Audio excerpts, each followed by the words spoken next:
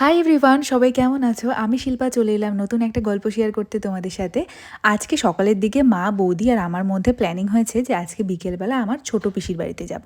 কারণ হচ্ছে আমার পিসতুতো দাদার মেয়ে হয়েছে আর পুচকুটাকে দেখতে যাওয়া হয়নি, সেই জন্য সবাই মিলে যাব দেখতে।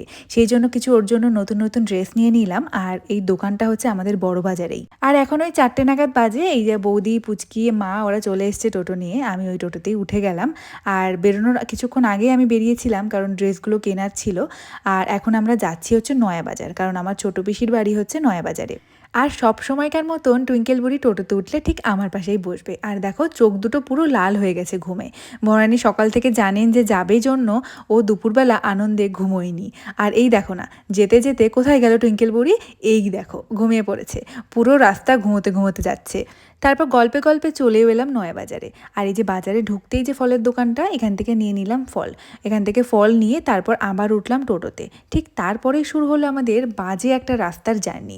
এই যে নয়াবাজারে যে আশ্রমের রাস্তাটা এতটা বাজে যে কি বলবো। আর জলকাদায় রাস্তার ভীষণ বাজে অবস্থা।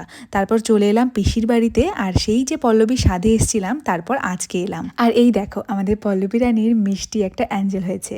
ও যেহেতু অনেকটাই ছোট, ভিডিওতে আর ওর ফেসটা দেখালাম না।